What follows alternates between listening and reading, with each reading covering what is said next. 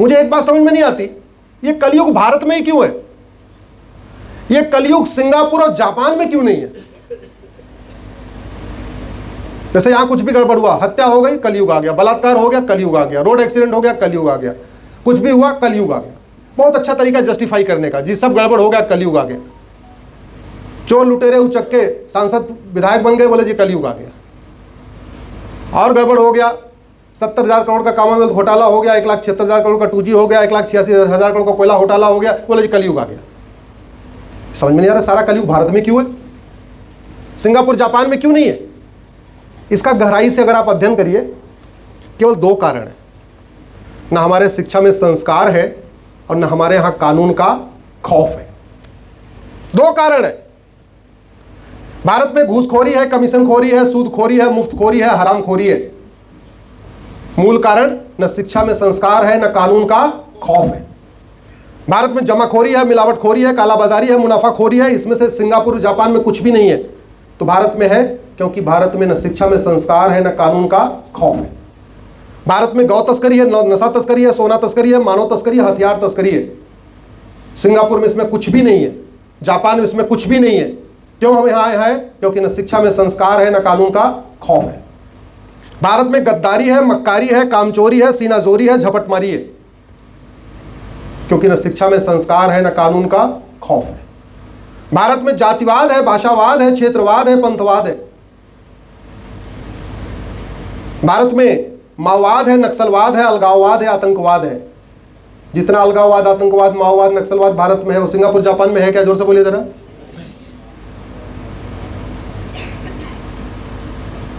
भारत में मजहबी उन्माद है, भारत में झूठ फरेब है, घटतौली है, नक्काली है, चोरी डकैती है, चीटिंग है, फ्रॉड है, फोर्जरी है, हवालाबाजी है, कबूतरबाजी है, पत्थरबाजी है, तोलाबाजी है, क्योंकि न शिक्षा में संस्कार है, न कानून का खौफ है। परिवार टूट रहे, ज्वाइंट परिवार का सिस्टम खत्म हो रहा है, पिता पुत्र एक साथ नहीं रह पा रहे, देवरानी जेठानी एक साथ नहीं रह पा रही हैं, नंद भौजाई 2 दिन एक साथ नहीं रह पा रही हैं, क्योंकि हमारी शिक्षा में संस्कार खत्म हो चुका है। छोटी छोटी बात पे भाई भाई की हत्या कर रहा है, छोटी छोटी बात पे पिता पुत्र अपने पिता का अपमान कर रहा है, क्योंकि शिक्षा में संस्कार नहीं है। भारत की समस्याओं, भारत की 90% समस्याओं का 2 ही रूट काज है, न शिक्षा में संस्कार है, न कानून का खौफ है। अब सवाल यह है कि ये शिक्षा में संस्कार हमारे यहां तो बहुत था, अनगिनत उदाहरण। हमने तो एक श्रवण कुमार के बारे में पढ़ा, कम से कम 500 श्रवण कुमार के उदाहरण है हमारे पास। हमने ईमानदारी में केवल एक राजा हरिश्चंद्र को पढ़ा, कम से कम 500 राजा हरिश्चंद्र। पिता की आज्ञा पालन के मामले में हमने केवल एक एग्जाम्पल पढ़ा, भगवान श्री राम का पढ़ा, 500 से ज्यादा है। धर्म की स्थापना के मामले में हमने केवल रानी अहिल्याबाई के नाम सुना। ऐसे 100 से ज्यादा हमारी महान विदुषी में गार्गी है, मैत्रेयी है, रानी चिन्नप्पा है, ना रानी दुर्गावती है, रानी अहिल्याबाई होलकर है, एक से बढ़कर एक। पढ़ाया नहीं गया। गुलामी की सोच आप देखिए, आज भी हमारे हाई कोर्ट और सुप्रीम कोर्ट में रोम की और ग्रीक की न्याय की देवी हमारे यहां विराजमान है। वो जो आंख पे पट्टी वाली आप देखते हैं ना मूर्ति, वो भारत की न्याय की देवी नहीं है, वो रोम और ग्रीक की न्याय की देवी है। जस्टिसिया आप लोग गूगल कर लेना, द गॉडेज ऑफ जस्टिस बाद में कर लेना। हमारे पास रानी अहिल्याबाई होलकर जैसी न्याय की देवी हैं, जिन्होंने जुडिशियल सिस्टम शुरू किया, जस्टिस विद इन आवर।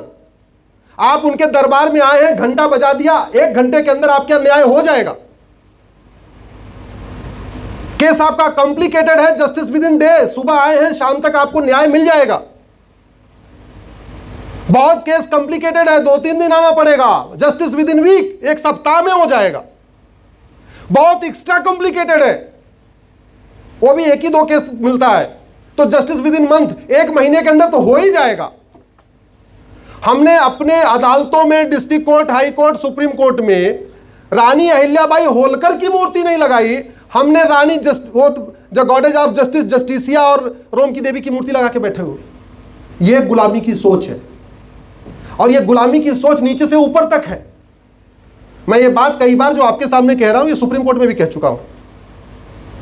और इसलिए कह रहा हूं क्योंकि ये वीडियो केवल आप तक नहीं पहुंचता, ये बहुत लोगों तक पहुंचता है, कई बार माननीय सुप्रीम कोर्ट जज तक भी पहुंचता है, घूमते घूमते पहुंच जाता है। इसलिए रिपीट कर रहा हूं, क्या पता ये वाला वीडियो सुनने के बाद वो मूर्ति चेंज हो जाए।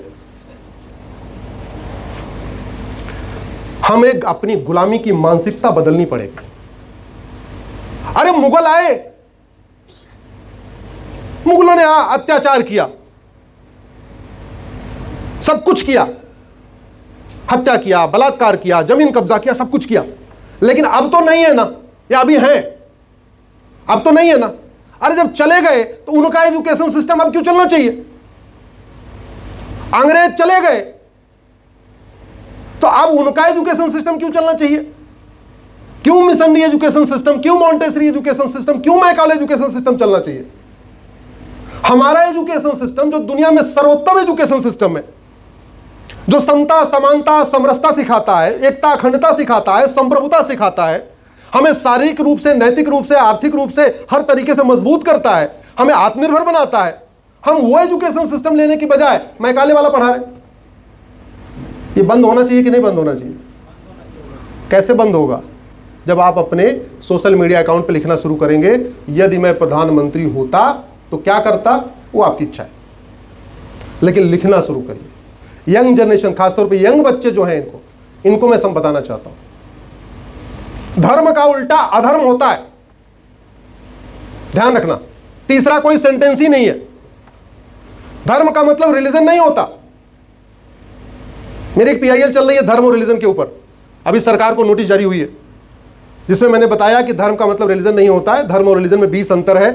मोटा मोटा जो सबसे बेसिक अंतर यह है कि धर्म जोड़ता है, रिलीजन तोड़ता है। इसलिए कृपया धर्म को रिलीजन न समझा जाए। और भारत का संविधान का आर्टिकल 25 धर्म की पूर्ण स्वतंत्रता देता है, लेकिन रिलीजन की बहुत आंशिक स्वतंत्रता देता है। धर्म की पूर्ण स्वतंत्रता देता है और रिलीजन की, मजहब की आंशिक स्वतंत्रता देता है। एक बार लाके फैकल्टी से मैं आग्रह करूंगा, एक बार आर्टिकल 25 के एक एक शब्द ध्यान से पढ़ें। Subject to public order, health and morality, यानी रिलीजन को फॉलो करते समय आप कोई ऐसा काम नहीं करेंगे अपने रिलीजन को फॉलो में जिससे पब्लिक ऑर्डर डिस्टर्ब हो। अगर पब्लिक ऑर्डर डिस्टर्ब हो रहा है तो वो धर्म, वो संविधान उसकी इजाजत नहीं देता। अगर वो इमोरल है, संविधान उसकी इजाजत नहीं देता। अनइथिकल है, संविधान इसकी इजाजत नहीं देता। कदाचार है, संविधान इजाजत नहीं देता। किसी की हेल्थ खराब हो रही है आपके रिलीजन के फॉलो करते समय, इंसान या जानवर की, संविधान इसकी इजाजत नहीं देता। आपके रिलीजन को फॉलो करते समय एयर पोल्यूशन हो रहा है, वाटर पोल्यूशन हो रहा है, नॉइज पोल्यूशन हो रहा है, लैंड पोल्यूशन हो रहा है, किसी भी तरीके का पोल्यूशन हो रहा है, संविधान इसकी इजाजत नहीं देता। लेकिन हमें अंग्रेज बता के गए थे धर्म का मतलब रिलीजन, रिलीजन का मतलब धर्म, हम वही मान के आज तक बैठे हुए। हमने कभी सोचा नहीं धर्म तो अलग है, रिलीजन तो अलग है। दिक्कत क्यों लिया हुई? अंग्रेजी भाषा थोड़ी सी बहुत लिमिटेड भाषा है, शब्दों की बड़ी कमी है, कोई व्याकरण है नहीं अंग्रेजी में, रट्टा मार भाषा है वो। BUT का मतलब बट और PUT का मतलब पुट। एक बट हो गया, यू लगाते, दूसरा यू लगाते। CHE केमिस्ट्री और CHOPRA चोपड़ा। या तो वो कोपड़ा होना चाहिए और या तो ये केमिस्ट्री होनी चाहिए। ऐसा तो नहीं होगा ना कि इधर केमिस्ट्री का CH का मतलब CH और चोपड़ा के CH का मतलब क, ऐसे कैसे हो जाएगा? लेकिन वो लिमिटेड भाषा है, शब्द नहीं उनके पास, हमारे पास सबके लिए शब्द है। अच्छा, ये मम्मी, माताजी की बहन है तो मौसी, पिताजी की बहन है तो बुआ, सबके लिए शब्द है ना हमारे पास। उधर बुआ भी आंटी, मौसी भी आंटी, चाची भी आंटी, चाची की बहन भी आंटी, मौसी की बहन भी आंटी, मौसी की देवरानी जेठानी भी आंटी। इधर हमारे पास पिताजी का भाई है तो चाचा, माताजी का भाई है तो मामा, सबके लिए अलग शब्द है ना। उधर सारे अंकल, मामा, ये वो, मामा का दोस्त, सब अंकल। भाषा में उनके यहाँ भाई 26 वर्ड है ना, 26 लेटर है A to Z, उसका कॉम्बिनेशन परम्यूटेशन बनाएंगे तो कितने शब्द बनेंगे? हमारे पास अल्फाबेट A to Z, अ से लेके यरल अव तक टोटल 52 होते हैं, तो 26 का कॉम्बिनेशन परम्यूटेशन करेंगे और 52 का कॉम्बिनेशन परम्यूटेशन करेंगे तो हमारे पास 10 गुना ज़्यादा शब्द है। इसलिए हमारे पास हर चीज़ के लिए एक शब्द है। इसलिए जो कंप्यूटर की प्रोग्रामिंग संस्कृत में की जा रही है, जो C++ की पूरी लैंग्वेज संस्कृत है, अंग्रेजी में नहीं हो रही हो, अंग्रेजी में हो जाए वो कंप्यूटर फेल हो जाएगा, वो समझ ही नहीं पाएगा अंकल का मतलब कि मामा है कि चाचा है कि फूफा है कि क्या है।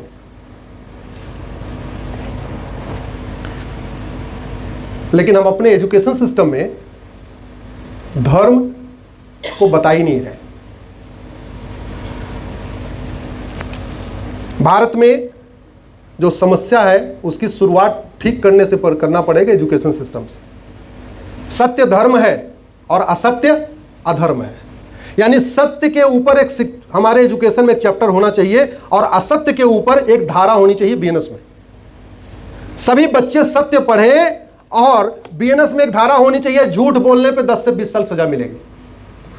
दुनिया के कई देशों में झूठ बोलने पे 10 से 20 साल सजा है, और भारत में झूठ बोलना फ्रीडम ऑफ स्पीच कहलाता है। भारत में झूठ बोलना फ्रीडम ऑफ एक्सप्रेशन है। झूठे वादे, झूठे इरादे, झूठे मैनिफेस्टो, ले फटाफट, ले सटासट, हर इलेक्शन के पहले 3,000 दूंगा, मैं 5,000 दूंगा, मैं 10,000 दूंगा, कोई भी वादा कर लो, कोई फर्क ही नहीं पड़ता। भारत की बर्बादी का कारण यही है। और छत्रपति शिवाजी महाराज और रानी अहिल्याबाई होलकर के समय झूठ और भ्रष्टाचार सबसे गंभीर अपराध था। छत्रपति शिवाजी महाराज के समय भ्रष्टाचार की एक ही सजा थी, प्रतापगढ़ किले से पीछे हाथ पैर बांध के 100 फीट नीचे कुएं में फेंक देना। रानी अहिल्याबाई होलकर के समय भ्रष्टाचार की एक ही सजा थी, हाथ पैर बांध के नर्मदा जी में जाओ, तुम नर्मदा मां को प्रणाम करो।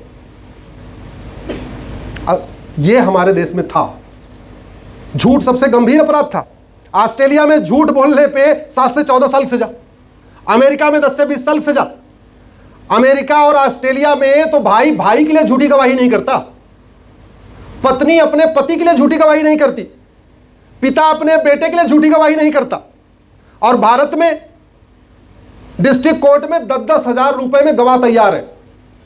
आपने कोई क्राइम किया है तो आपको गवाह ढूंढने की जरूरत नहीं है, वहीं वकील साहब को बता दो, आपके क्राइम के आधार पे गवाह मिल जाएंगे। चोरी लूट झपट मारी है 10,000 रुपए में गवाह, हत्या बलात्कार किया है 50,000 रुपए में गवाह, और पूरी गवाही दे देंगे। ना उन्होंने आपने उनको देखा ना उन्होंने आपको देखा, पूरा एफिडेविट पे लिख के देंगे, इनको मैं जानता हूं, पिछले 20 साल से जानता हूं, इनके साथ बचपन में गुल्ली डंडा खेलता था, सारा काम मैंने इनके साथ किया, बहुत अच्छे आदमी है, और जब यह अपराध हुआ उस समय हमारे यहां बैठ के खिचड़ी खा रहे थे।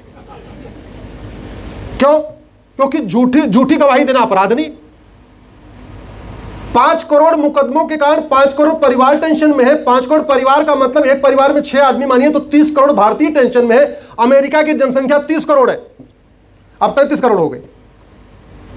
मतलब ऑस्ट्रेलिया की जनसंख्या 2 करोड़ है, भारत में मुकदमों से कितने लोग टेंशन में? 30 करोड़। 15 ऑस्ट्रेलिया के बराबर लोग मुकदमों में टेंशन में। और मुकदमे, आधे मुकदमे क्या है? फर्जी एफआईआर, फर्जी जांच, फर्जी गवाही, फर्जी एफिडेविट, सारा फर्जी वाला। क्यों? क्योंकि फर्जी शिकायत करना अपराध नहीं, फर्जी जांच करना अपराध नहीं, फर्जी चार्जशीट फाइल करना अपराध नहीं, फर्जी गवाही देना अपराध नहीं, फर्जी वसीयत कराना गंभीर अपराध नहीं, फर्जी विरासत बनवाना गंभीर अपराध नहीं, फर्जी आधार बनवाना गंभीर अपराध नहीं, फर्जी राशन कार्ड बनवाना गंभीर अपराध नहीं, फर्जी बर्थ सर्टिफिकेट बनवाना गंभीर अपराध नहीं। कुछ भी फर्जी वाड़ा कर लो, कोई फर्क ही नहीं पड़ता। ये आपको मेरे हाथ में पेपर दिख रहा होगा, रायबरेली में पिछले 1 साल में 20,000 लोगों ने फर्जी डॉक्यूमेंट बनवा लिया, फर्जी बर्थ सर्टिफिकेट बनवा लिया। भारत में कुल 800 जिले हैं, 800 जिलों में से एक जिला रायबरेली, रायबरेली में एक जिले में, भारत के 800 जिलों में से एक जिले में 1 साल में कितने फर्जी बर्थ सर्टिफिकेट बन गए? 20,000। 800 जिलों में क्या हो रहा होगा, और सन 50 से लेकर आज तक कितने बने होंगे, कल्पना कर लीजिए। कभी आपने सुना सिंगापुर, जापान, अमेरिका में किसी ने फर्जी डॉक्यूमेंट बनवाया हो? जोर से बताइए जरा। कभी दुबई में आपने सुना किसी ने फर्जी डॉक्यूमेंट बनाया हो? अरब, कुवैत, बहरीन में बनाया हो? 20,000 डॉक्यूमेंट। यह भारत का खतरा है। इसके लिए आप लोगों को, भावी हमारे जो अधिवक्ता हैं, इसके लिए आपको अपना बुद्धि विवेक लगाना है। वकालत से पैसा खूब आता है, अच्छा केस करोगे तो भी पैसा कमाओगे, लेकिन भारत बदले, भारत विश्व सिरमौर बने, भारत विश्व गुरु बने, भारत में सतयुग आए, भारत में राम राज्य आए, भारत में भ्रष्टाचार अपराध खत्म हो, इसकी सबसे प्राइमरी ड्यूटी होती है अधिवक्ता और अध्यापक। मेरे सामने यहां या तो अधिवक्ता बैठे हैं या तो अध्यापक बैठे हैं। लगभग यहाँ 95% मुझे लगता है अधिवक्ता अध्यापक है। पूरा फ्रीडम मूवमेंट किसने लीड किया? अधिवक्ता अध्यापक। पूरी दुनिया में समाज को बदलने का काम किसने शुरू किया? अधिवक्ता अध्यापक। चाहे वो चाणक्य ले लीजिए, चाहे वो महात्मा गांधी ले लीजिए, चाहे XYZ, नेल्सन मंडेला से लेकर जगह जगह पूरी दुनिया में जो जो क्रांति हुई उनको आप उनका इतिहास पढ़ लीजिए। अधिवक्ता और अध्यापकों को जागना पड़ेगा और इस बात को समझना पड़ेगा कि भारत की कोई भी समस्या लाइलाज नहीं है, भारत की कोई भी समस्या विश्वव्यापी नहीं है। जो समस्याएं भारत में हैं वो इसलिए चल रही हैं क्योंकि भारत में न शिक्षा में संस्कार है, न कानून का खौफ है। अब समाधान क्या है इसका? समाधान बहुत आसान है। मेरे हाथ में कानून दिख रहा है आपको, क्या नाम है इसका? Right to education. कहां बना ये? पार्लियामेंट में। अगर ये पार्लियामेंट में बन सकता है तो पार्लियामेंट में बदल भी सकता है।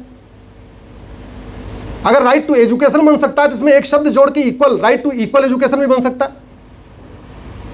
राइट टू इक्वल एजुकेशन मतलब वन नेशन वन एजुकेशन। आपका मैं देख रहा था वन सिलेबस लिखा हुआ है।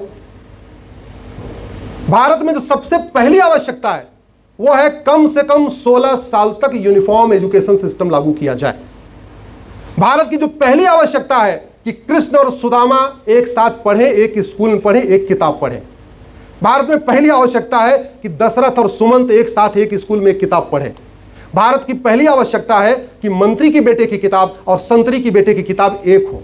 भारत में पहली आवश्यकता है कि शिक्षा मंत्री के बेटे की किताब और शिक्षक के बेटे की किताब, कांस्टेबल के बेटे की किताब और कलेक्टर के बेटे की किताब और कप्तान के बेटे की किताब और कमिश्नर बेटे की किताब, पायलट के बेटे की किताब और रिक्शा चलाने वाले की बेटे की किताब एक हो। यह सबसे पहली आवश्यकता है। और भारत का संविधान भी यही कहता है। भारत का संविधान कहता है सबको समान अवसर मिलना चाहिए और समान अवसर तब मिलेगा जब समान शिक्षा होगी, यूनिफॉर्म एजुकेशन सिस्टम होगा। और भारत में था।